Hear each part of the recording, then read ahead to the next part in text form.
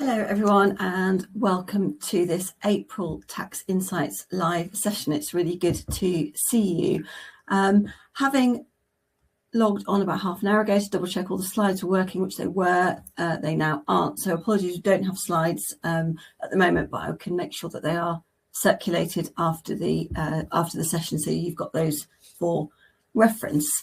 So as you know, today's session is on practical applications of recent tax changes. So we're thinking about the sheer weight of the tax changes that are arriving all at once at the moment. And Finance Act 2026 received royal assent on the 18th of March, which gives legal force to a whole raft of changes, some of which came in from the 6th of April 2026, some of which are coming in from the 6th of April 2027. So we're going to go through what's coming in and when, and what needs to be done in advance, really. And as always with these sessions, this is not going to be a theoretical survey of legislation. Every section will follow the same format, essentially what's changed, who's affected in terms of your clients, and what you need to be doing, and what conversations you need to be having in order to keep people informed of what's happening. So the political backdrop is really important here. The government's stated objective has been to raise tax revenues while simultaneously continuing to keep the UK as an attractive place for genuine business and agricultural activity. But in practice, the recent proposed reforms, have left clients who previously felt very confident about their estate planning, their tax planning and so on, now facing material liabilities really for the first time. And this means that the opportunities for accountants, lawyers, other advisors are significant, but so is the risk of clients feeling that they haven't been informed in time. So it does go both ways. It's important to realise that some of these rules are still evolving. HMRC guidance is still moving, particularly around pensions, IHT, implementation of the new BPR and APR regimes. So where there is uncertainty, we will flag that, and we'll of course keep you updated in future sessions as things change. And finally, for the first time in this session, we are actually offering a CPD certificate. So if you would like that, that's available to people who listen to the session live. At the end, I will give a code which you can email us, let us know that you've seen the session and let us know the code, and we can send you a CPD certificate so it can be verified CPD.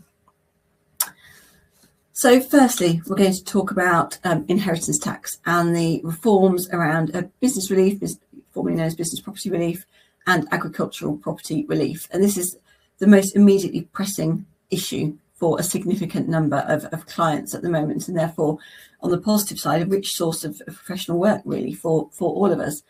And the backdrop to this is that until the 5th of April 2026, qualifying business and agricultural assets could attract 100% inheritance tax relief, regardless of the value.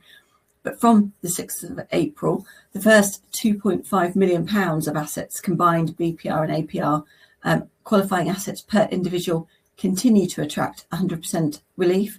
But any value above that now actually only attracts 50% relief. So the excess is effectively taxed at 20%, so half of the 40% inheritance tax rate. The unused allowance is transferable to a surviving spouse or civil partner. So couples can shelter up to £5 million at the full rate, but estates above that level do face inheritance tax that many will never have really planned or budgeted for or expected. Although it is important to acknowledge that allowance does refresh every 7 years, so it can be refreshed as time goes on. AIM shares will deserve a separate mention because they will only qualify for the 50% relief. They will not qualify for the £2.5 million allowance at 100%. So first action is that any of your clients who have AIM portfolios need to review these urgently to ensure that they maintain as much business relief as possible. So that's the first urgent action really around IHT. So who do we need to talk to? We need to think about client profiling and who's affected. And the obvious cases are owners of trading companies with shares of significant value, farming families with agricultural land, partners in unincorporated businesses. They're the ones that are immediately springing out of this as people we need to be talking to as a matter of urgency. But the net is, of course, broader than that. So you do need to review your client portfolios to make sure that everybody who has assets above that value is benefiting from a conversation with you as soon as possible. The reforms are wide-ranging, and farming families are particularly exposed because they're obviously often land-rich but cash-poor. So there's a liquidity point there, which we'll come on to. And assets that have risen substantially in value, but without any cash being realised with which to pay an unexpected tax bill. Also in scope is clients holding assets, qualifying assets within trusts. Each trust will have its own 100% relief allowance, but where a settlor has created multiple trusts after the 30th of October 2024, that £2.5 million allowance will be shared across those trusts. So if you've got clients meeting that profile, really important to have that conversation as soon as possible. So in terms of a simple worked through example, if a business owner holds shares in an unquoted trading company worth, say, £5 million, under the old rules, there would be no inheritance tax because there would be 100% inheritance tax relief. Under the new rules, £2.5 million will have no inheritance tax. The remaining £2.5 million will have 50% relief. So £1.25 million goes into the chargeable estate, and therefore 40% of that is £500,000. So really, really significant inheritance tax bills that we wouldn't previously see, and quite a shock, really, to a lot of practitioners and clients. So this, you can see, this is not a minor change. This is fundamental, and this is a huge cash impact for many clients. And as we said earlier, there's a liquidity problem, isn't there? Because if a client continues to hold those shares, that land, crystallising the tax bill is one thing, but actually having some cash with which to pay it is another. So that needs to be planned for over a period of time. It's not just what the liability is, it's how it's going to be paid as those assets are passed down through the generations, but perhaps without cash with which to pay them. The government has recognised this and has offered the opportunity for inheritance tax to be paid by 10 annual interest-free instalments. So that's really important because that does obviously spread the bill.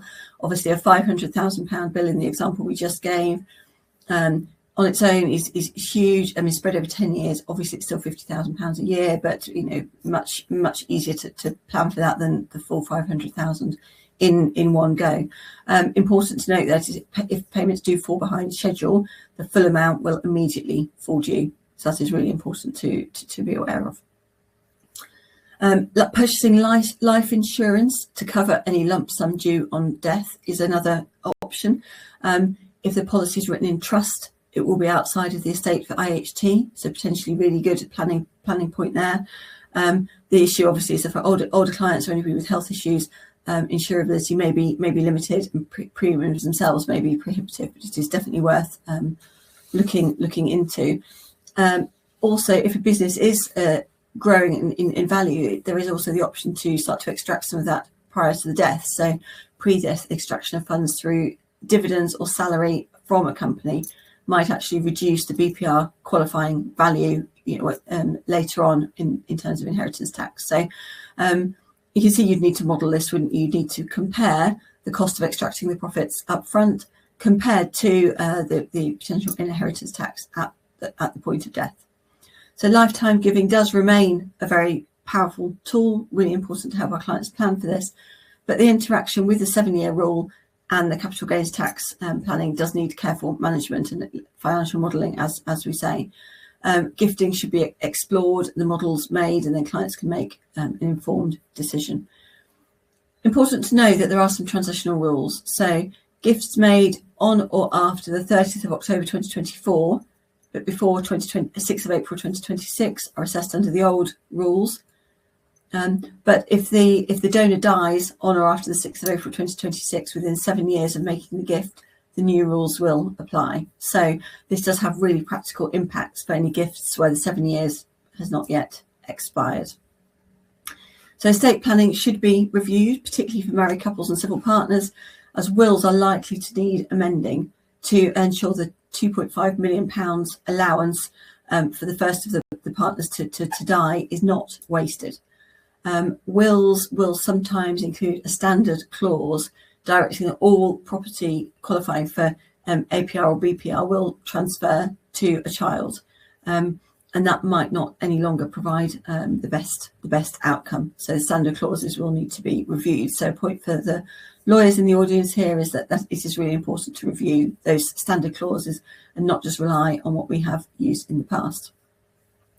Valuation obviously becomes a real issue here, because where it perhaps hasn't been important to value an estate in the past because it was known that 100% relief from IHT was available, it may now be important to actually undertake that valuation exercise to make sure that the tax is anticipated, planned for, and that cash is available when it falls due. So valuation process should be firstly started early, but also kept up to date as time goes on. Secondly, in IHT, we're going to talk about the next wave, what happens next. So another seismic change really is coming in from April 2027, where unused pension funds and death benefits payable from a pension will be brought within the estate for inheritance tax from the 6th of April 2027. So this is a huge change, and the government perceives that people are using pensions more as a means of passing wealth through the generations rather than planning for their own retirement. And they're trying to tackle this by bringing pension funds within IHT and stopping pensions being used as a wealth transfer vehicle. So important to note, this doesn't include death in service benefits paid from registered pension schemes.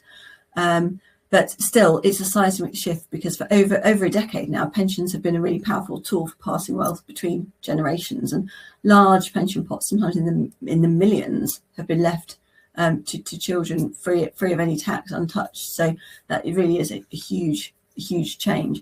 And once the IHT has been paid, any drawdowns from the pension fund will also be subject to income tax by the beneficiary at their marginal rate. So if the deceased was aged 75 or over. So for example, you could have a client who dies aged 78 with an unused pension pot of £500,000. Other assets have used their nil rate band. So IHT at 40% would be £200,000. The remaining £300,000 is drawn by an additional rate taxpayer. Therefore, they would have income tax at 45%. So you could have a position where your total tax was £335,000 on a £500,000 pension, which is an effective rate of 67%. So this is obviously huge. So really, really important to be looking at this, planning for it. And this is going to shock clients, isn't it? Where previously they would have had a means of passing wealth down the generations tax-free. Now potentially an effective rate of 67% of tax. So it is a huge change and really does need early conversations. And it's important that business relief, previously known as business property relief, BPR and APR, do not apply to these pension assets. So that's really important to know. You won't get the relief that we talked about earlier on these types of assets. So there really is significant exposure. Where there is an IHT liability on the pension, there will be the personal representatives will have a responsibility to report and pay to HMRC. So there's an administrative issue there as well. And lawyers advising on estates will need to be aware of this, and will need to onboard the relevant people in order to advise them and so on. So there's an impact for their onboarding and their processes. HMRC is committed to digitalising this process, but it isn't there yet. So this is a watch this space issue, because at the moment it's still quite an onerous process, even though that will hopefully change in time.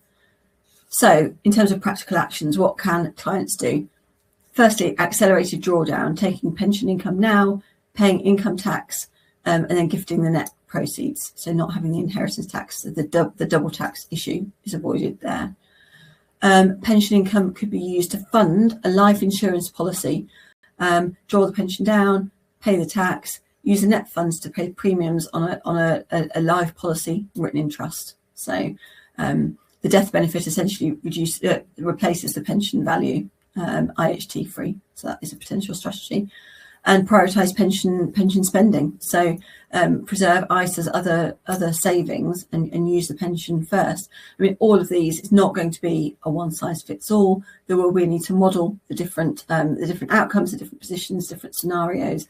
But it's important to have that conversation. But the critical point here is this only works if all this is done before April 2027. It can't be done after the event. So it does need to be done in the next just under 12 months before the 6th of April 2027. So we're going to move on to capital gains tax now, and this is where we've seen the most recent changes affecting transactions. So from April 24, we had changes in residential property gains rates. The biggest shift came in autumn 2024, where the main CGT rates rose from 10% and 20% to 18% and 24% respectively. And then, so that was an 8% hike in the basic rate and a 4% hike in the higher rate. That increase is now baked in. That's been in place for a while now. But what remains live is looking at business disposals and how they are taxed, and there have been much more recent changes in those. So business asset disposal relief, abbreviated to BAD relief, sometimes still called by its old name of entrepreneurs relief, has been through a staged rate increase. It was 10%. It then went to 14% from the 6th of April 2025, and it went to 18% from the 6th of April 2026. The lifetime limit remains £1 million, so it's still valuable, but the difference between the BAD rate and the main rate has significantly narrowed. So at 18% BAD relief now versus 24% main rate, 6% difference. So you're saving £60,000 on a £1 million gain, which obviously is a huge amount of money, but it's far less than the difference between the old 10% and 18%. 10% versus 28%. Difference. So very helpful still, but not as helpful as it once was. As I said in the previous talk, this means that actually going forward, our focus arguably should be changing from what's happening with BAD relief to what's happening with the main rate, because the £1 million gain doesn't scale. So more and more of a gain is going to be in that main rate band anyway. So it's important for us to realise that and not get too fixated on BAD relief, which after all is only for the first £1 million. So on a significant business disposal may not make a significant difference. So if you had clients who completed their deals before the 6th of April 2026, the 14% rate may have been in place, but now it is going to be 18%. Qualifying conditions remain unchanged. The 2-year ownership rule remains, the trading requirement remains, share capital voting rights, entitlement to assets on a winding up. All of these assets, all of these tests around assets and shareholdings have not changed. HMR scrutiny has increased. We are seeing increasing numbers of people having queries raised on their BAD relief. So it's really important to make sure that everything's in place, everything's correct, everything's documented, and so on. So if there is an inquiry, there isn't an issue there. For clients who missed the window, what options remain available to them? So earn-out structuring. So where proceeds are received over multiple years, under some circumstances, the capital gains tax can be is spread. So whilst this doesn't actually help with the rate and the amount of tax, it might help with cash flow. So depending on the terms of the deal, that might be an option. So reinvestment reliefs can be looked at. Business asset rollover relief and gift relief remain available when assets are disposed of and then the proceeds are reinvested, or when assets are gifted to family members and gains are effectively deferred. So again, it might not change the ultimate amount payable, but it might defer it to a later date.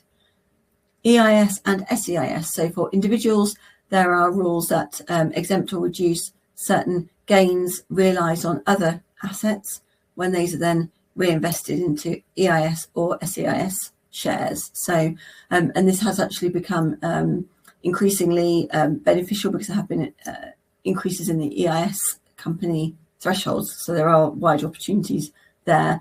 The details of the changes to EIS are outside the scope of this talk. If you would like to look at any of the summaries of what changed in the most recent budget, the Allegro Tax Budget Summary and Spring Statement Summary are both saved on my LinkedIn page, so please do go and have a look at those on there, or of course drop us an email. So the other opportunity, of course, when we talk about CGT, is the interaction with the IHT and all the reliefs that we've already talked about. So for clients planning a business sale, looking at estate planning at the same time, really, really important. Should gains be held over, should they be crystallised, to minimise the ultimate CGT on either the recipient or a family member who is perhaps inheriting a business or some of the cash realised from a business. We're going to talk about investors' relief. So this is a relief that's very often neglected, and the rates have stayed in line with business asset disposal relief. They were 14%, now gone up to 18% with a lifetime limit of £1 million.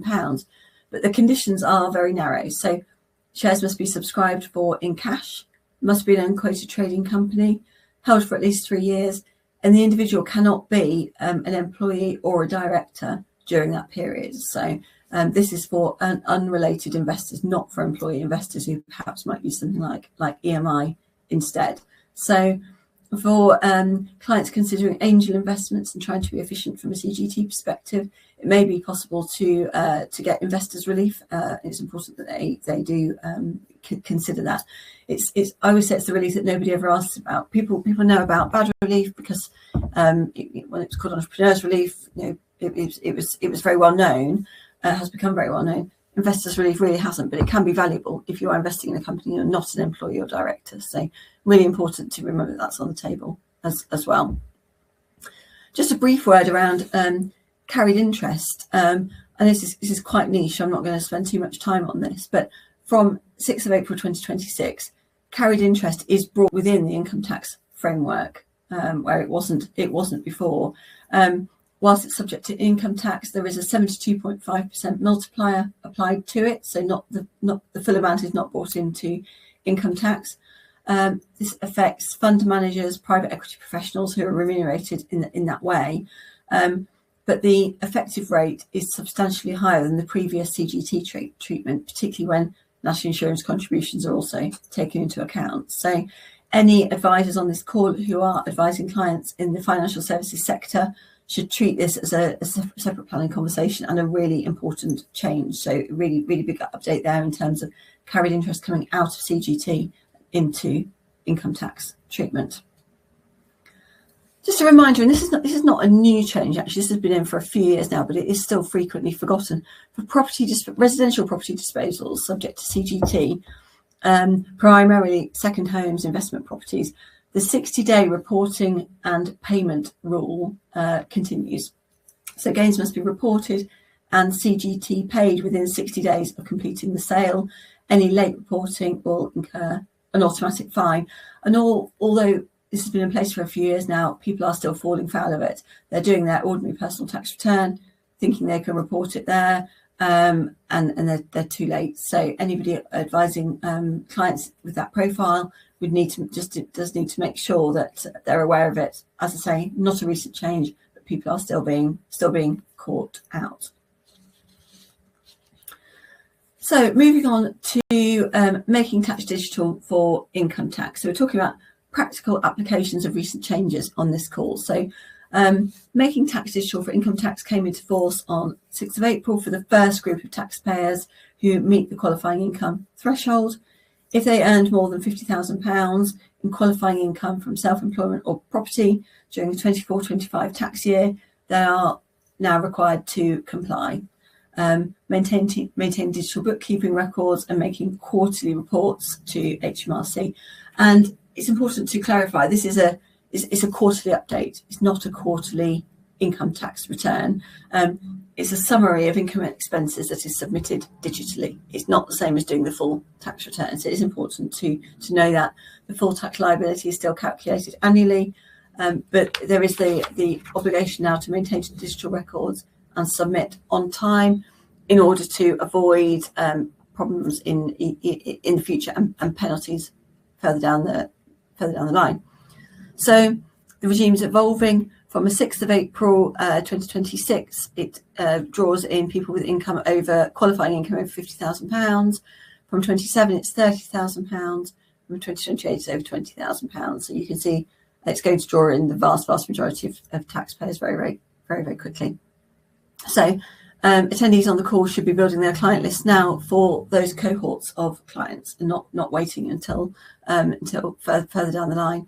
Early adoption also gives clients time to bed in processes before penalties start to apply, in case it isn't a smooth landing, as it were. So there is huge value in getting onto this early. The quarterly updates are due for Q1, which is April to June, by the 7th of August. Q2, which is July to September, by the 7th of November. Q3, which is October to December, by the 7th of February. And Q4, which is January to March, by the 7th of May. So in the same way as a VAT return, due by the 7th of the, not the month after the end of the quarter, but the following month.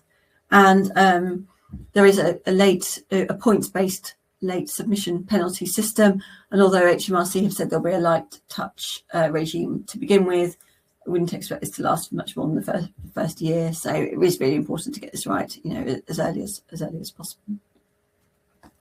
So in terms of practical steps for advisors, client mapping, as we've said, identify clients with income firstly over £50,000 immediately, and then £30,000 next year, £20,000 the year after. Software selection. HMRC have approved a selection of software providers, including the usual ones you might expect: Xero, QuickBooks, Sage, and so on. So spreadsheets will not suffice any longer. So it is really important to get the software in place. Process changes. Obviously the way we all work with this is going to have to change. So it's important for advisors to make sure they've got process in place for getting this done. And contacting clients regularly. The old kind of annual update with the client, between the client and the accountant, isn't going to work anymore. It's got to be done more frequently than that. Engagement letters, really important to think about engagement letters. Of course, it probably has been in place for some time.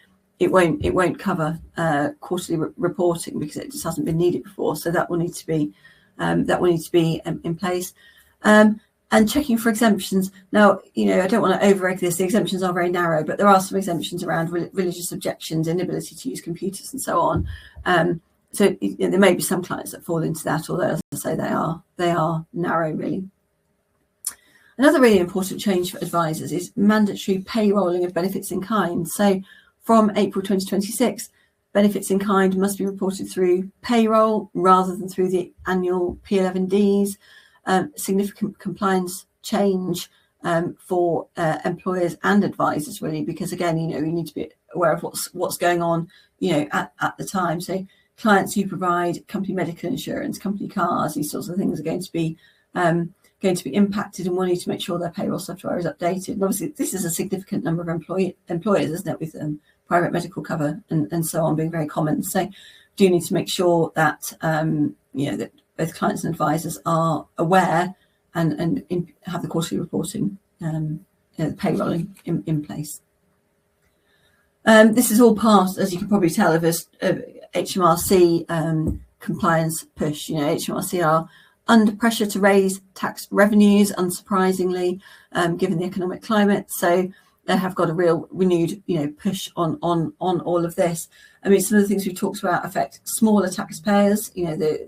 And going down to £20,000 for making tax digital, but it does go both ways. So there is a new scheme called the Strengthened Rewards Scheme, which was launched in 2025, where HMRC offer taxpayers a percentage of the tax saved for essentially whistleblowing on tax evasion. And this is at the large end of the scale. This is for people who are reporting tax evasion of more than £1.5 million.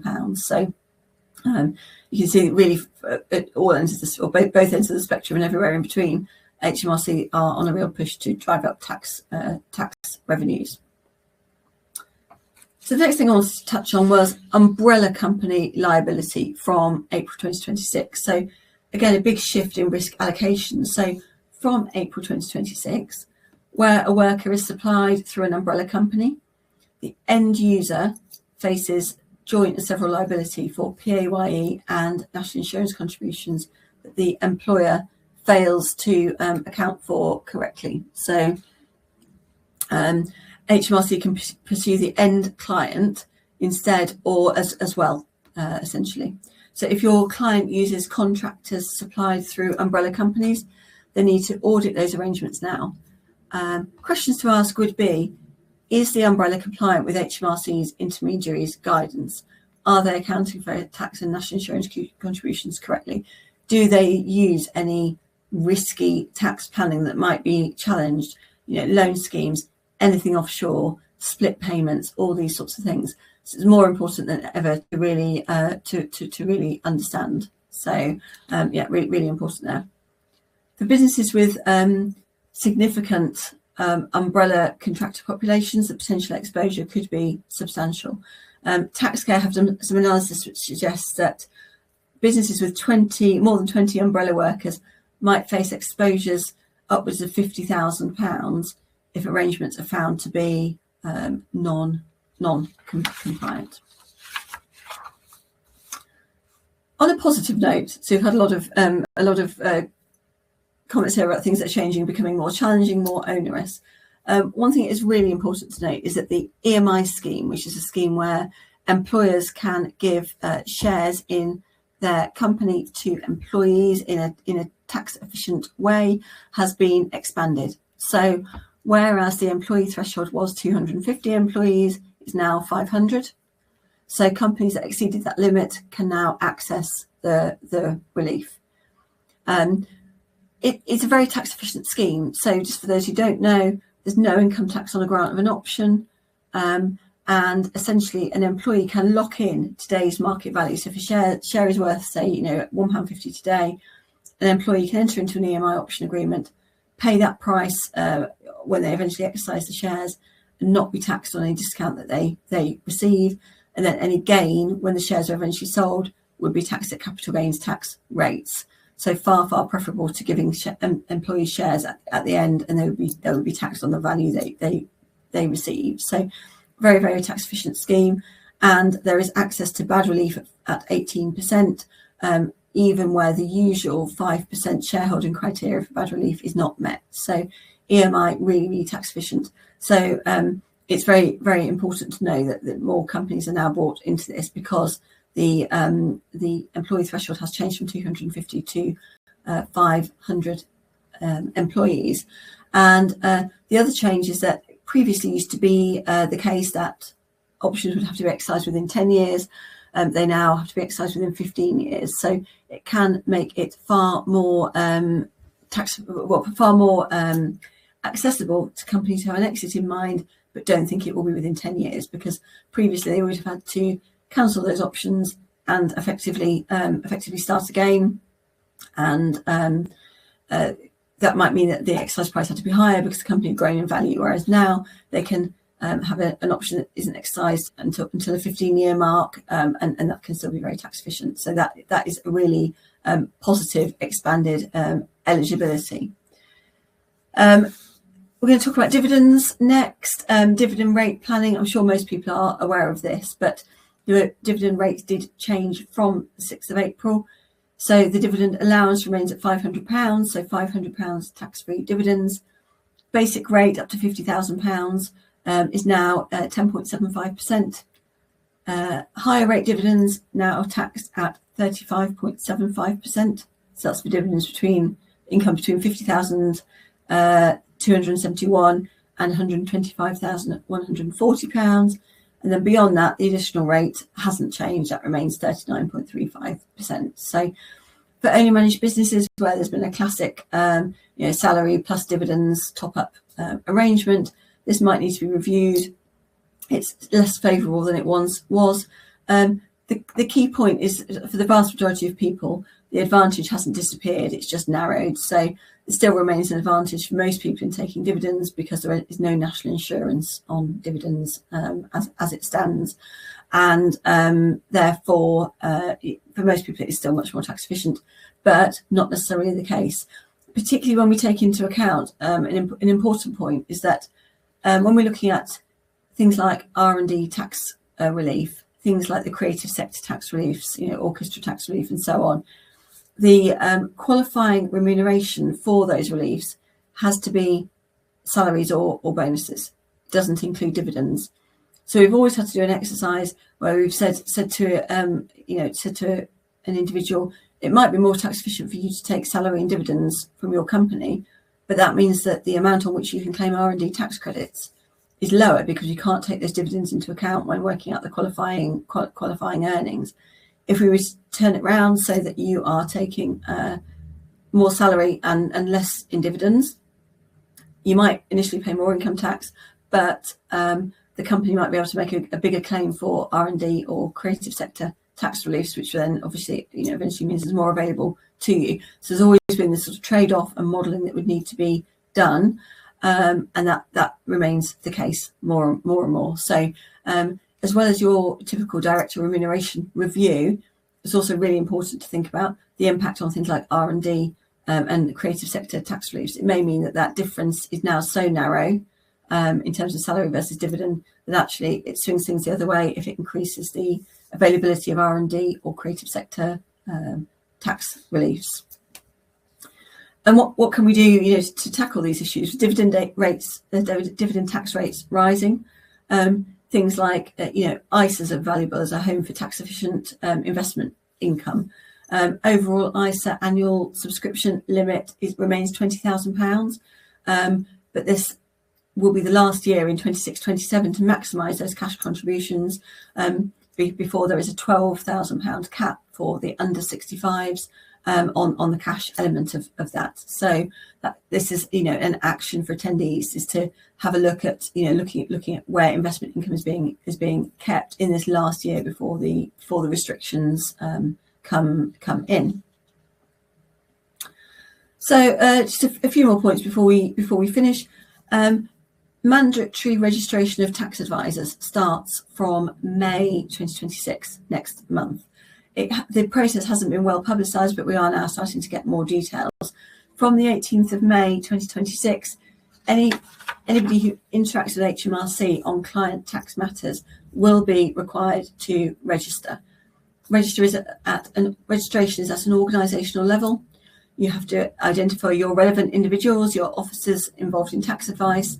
They cannot have any outstanding tax issues, HMRC sanctions, disqualifications. The business must be AML supervised. There are penalties from non-compliance starting at £5,000 per breach and escalating. So it's really important, if you're an advisor and you're doing any kind of interaction with HMRC on tax in relation to clients, to identify whether you do need to register as a tax advisor. As I say, the system opens on the 18th of May until the 18th of August, so there is a time frame for that registration. But as most of the people on this call will be advisors, important to make sure that you know about that change. As I say, it hasn't been very well publicised. It's been quite late, the information that we've had. So really important to make sure you're not missing the registration requirement, particularly if you use a firm like us or another tax advisor to do your tax work. Depending on the nature of what you do, particularly for the accountants who are doing some tax work with HMRC, may need to register. So I'm going to put everything together now. I can see on my chat, but I've got a red dot, which means there are some questions, but I can't open it. It's on the same pane as the slides. There's obviously some sort of issue with that. I will try to find out afterwards what the questions were. If you do have one, please do get in touch with me separately and I can come back to you. I don't quite know what's going on the platform today. There's obviously some sort of issue with it.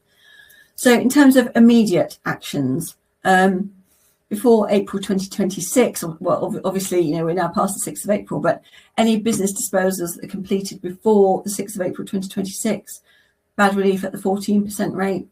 But it may be possible even when there are payments after the 6th of April, there may still be tax at the 14% rate, and depending on when the tax point falls due and the structure of the transaction and how the CGT is being paid. So important to review transactions just before and just after the 6th of April to make sure the correct rates of bad relief are applied.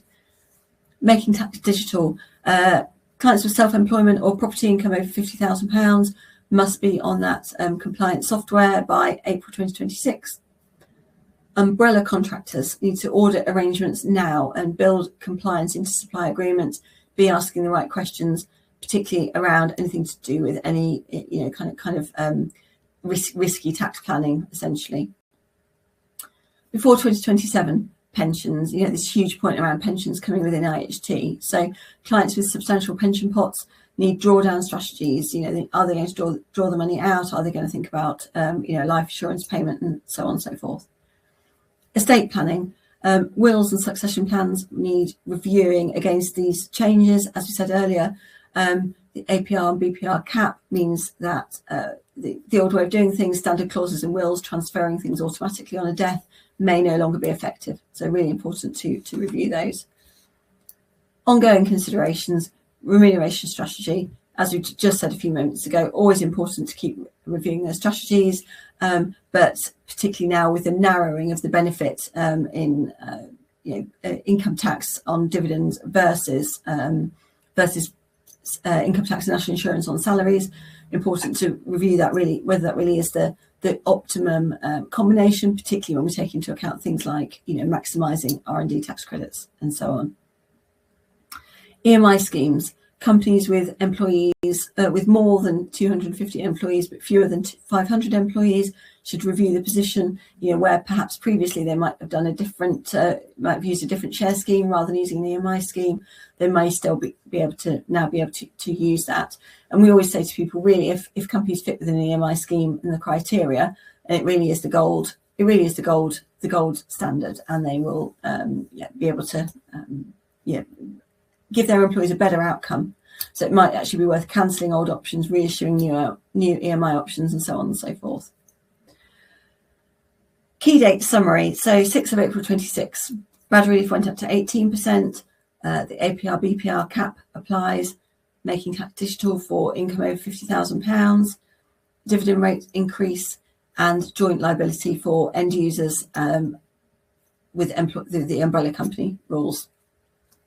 18th of May 2026, tax advisor registration opens and then closes again on the 18th of August. Really important to consider if you will need to register for that. 6th of April 27, making tax digital for income tax goes down to £30,000 threshold, and then pensions enter the inheritance tax regime, as we've discussed. And then the 6th of April 2028, making tax digital goes down to a £20,000 threshold. So again, as we've said, important to be profiling your clients and making sure that everybody is brought in, everyone is spoken to and brought into the regime at the correct time. So this is the point where I normally say that I'm very happy to take questions, but as I say, I can't actually see them in the chat.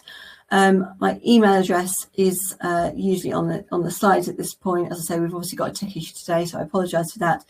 My email is sarah.gardner@allegro-tax.com. I'm also on LinkedIn. So if you would like to ask a question, please do get in touch and I will come straight back to you. Happy to take questions in that way, and we will work out what's happened with the tech for next time. As I said, for anybody who has listened to this live, we are very happy to give a CPD certificate if that is helpful for your CPD requirements.